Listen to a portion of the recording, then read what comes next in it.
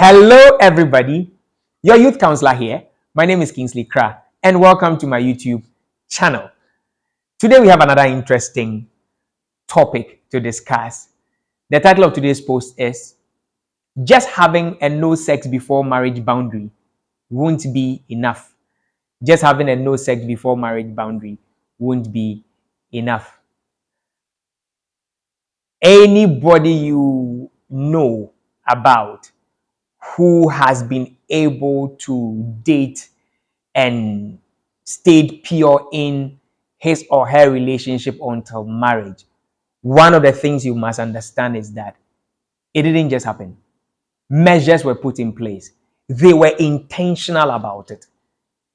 Nobody can just date a lady without having the urge to touch her or without having the urge to want to do something sexual with her. It's not that easy. Whether Christians or whatever, we can acknowledge the fact that as long as there is that chemistry and there's that interest in the person, usually emotions can get stirred up. That is why if you want to remain pure until marriage, then my advice to you is that don't just have a no sex before marriage boundary. Before I even tackle the main topic, let me just get to boundaries. Somebody may want to know what boundaries are. Basically, boundaries are where we draw the line in a relationship. So it communicates what is allowed and what is not allowed, what is acceptable in the relationship and what is not acceptable in the relationship. So there are different types of boundaries that one can have in your Christian romantic relationship. Now, you can have time boundaries, you can have physical boundaries, you can have spiritual boundaries, you can have emotional boundaries, you can have sexual boundaries. There are quite a number of boundaries you can set in your relationship. But today, I want to focus today's discussion on having or setting sexual boundaries in your relationship.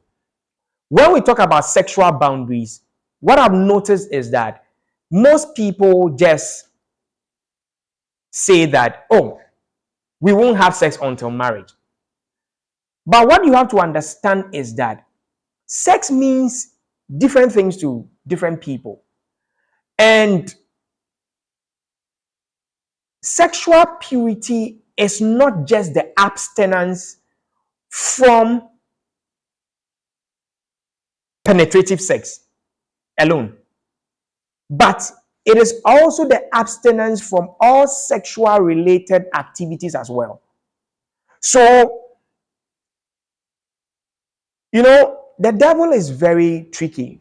And what he makes people to believe is that, oh, we are not engaging in penetrative sex, so it's okay to do other or to get involved in other sex related activities as long as we are not having sex as what you know as sex, then we should be okay.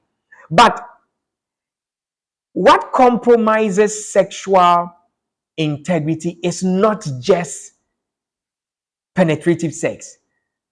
It is also the engaging in other sex related activities as well. These are all things that could compromise on your sexual integrity. That is why I want to encourage us with today's post that if you want to stay pure, don't just have a no sex before marriage boundary. Be intentional about it. Go into detail with your partner. You must state it. Go into details. Yes, we agree that we will not have sex before marriage, or we will not have sex until we marry. But then, what about kissing? Is it allowed? What about smooching? What about making out? What about fondling? What about all these other sexual activities? Though they may not be penetrative sex, are they okay? Should we allow it in a relationship? Because you see, there are things that you may do which may not be penetrative sex, but it stirs arousal and it leads you to other things as well. Anybody who has engaged in sex before will tell you that it did not just happen. It did not just happen. Sex does not just happen. There are activities that lead to sex eventually. So, when you want to stay pure in your relationship, you will have to go into detail with your partner. What about kissing? Are we going to allow kissing? What about sleepovers? Am I allowed to come and spend the weekend in your house and sleep on the same bed with you, even though we are not married? Are we going to be kissing? Are we going to be making out? Are these things allowed in the relationship? Should we be touching our sexual parts, whether clothes on or clothes off? Are these things allowed? Go into detail with, if you are serious about maintaining sexual purity, then I can tell you that detail is very much needed and is very important. You must be detailed about what you will not do and what you will do. That is what a sexual boundary is about. You don't just sum it up by saying that, oh, we will not have sex until we marry. That is not enough, and that won't be enough. It will not help you achieve. So there are virgins today who have engaged, who have actually compromised on their sexual integrity. And even though they still call themselves virgin, they've engaged in so many other things. People have seen their nudity, people have seen their nakedness, people have touched them, people have engaged in sexual activities with them in so many ways. They've engaged in so many sexual perversions, except penetrative sex, and they go about still boasting that they are virgins. But it's not just about penetrative sex. Sexual purity is about being pure and keeping your body for God and for your partner until you marry. So, my dear brother and my dear sister watching me right now, if you are serious about achieving sexual purity in your relationship, then I would advise that you go into detail with your partner. Take a pen and a paper. Write with him. Discuss with your partner what is allowed and what is not allowed. Don't just leave it at we will not have sex until we marry. No, just having a no sex before marriage boundary won't be enough. It will not be enough to help you achieve that purity goal you want to achieve. Be detailed about it. Say what you sex means different things to different people. For all you know, your partner is cool with kissing, or your partner may be okay with fondling, or maybe okay with touching your private part, or making out and heavy petting and all those things, whereas you are not okay about it. But because it was not discussed, you begin to feel you are wrong whenever you say no to him and to his approach, and whenever he is asking for these things, you can even get confused because you feel that you are not on the same page. That is why today's post wants to encourage you by telling you that just having a no sex before marriage boundary won't be enough. Be intentional about it. Go into detail with your partner. Say the exact things that will not happen in the relationship. Say the exact things that will not be allowed and the exact things that should be allowed, and agree on it. Let me share a scripture with you. 1 Thessalonians chapter 4 verse 3 and 4. It says, "For this is the will of God, even your sanctification, that ye should abstain from fornication, that every one of you should know how to possess his vessel in sanctification and honor." The emphasis on the verse 4, which says that every one of you should know how to possess his vessel in sanctification and honor. Look, you must know yourself. You must know yourself. And you must know that if you be honest with yourself, you know that kissing does not only end there. It often leads to other activities. it often leads to hands roaming on your body and hands going to places that you get very uncomfortable about.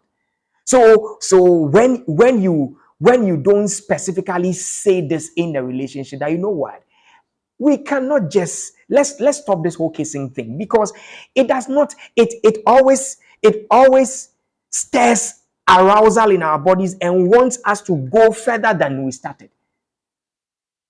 Everybody must know how to possess your vessel well. It is your body. It is your body. And you are accountable to God as to how you possess this vessel. So be detailed about it. Talk to your partner and agree on what is allowed and what is not allowed. I believe that when you are detailed about these things and you set your sexual boundaries well, it will serve as a guide for the relationship, so that one day you will look back after your marriage and tap each other and say, we made it. That will be one of the proudest comments to ever pass about yourself. To look at your husband's face or to look at your wife's face one day and say that we made it. You respected me when you were in a relationship. You never touched me. We waited until we married, and today we are happy. That will be a testimony that one day you'll be glad to share wherever you are. So please, don't just have a no sex before marriage boundary. Go into detail and write exactly what should be allowed and what is not allowed. And I believe that God will also help you to achieve your purity goal. Now, to anybody watching me right now who probably has already compromised on your sexual integrity, and probably you are wondering, where do we start from? We've already gone too far. So what do we do? What I will encourage you is that there's forgiveness for you. You can equally start from today. You can equally start from today. Maybe you went too far because there was no boundary to serve as a guide. So why not take that step now and be detailed now with your partner who you've even slept with? No problem. You can start with him and say that, you know what, we've already messed up, but we can get it right now. We want to start again. We want to get it right from the beginning, from now onwards. So this is what we are not going to do anymore in the relationship. We know how these things start. When we start with kissing and it leads to something else. So we don't want to go back again. So my dear brother, my dear sister watching me, who might have already compromised on your sexual integrity, there's forgiveness for you. Don't condemn yourself at all.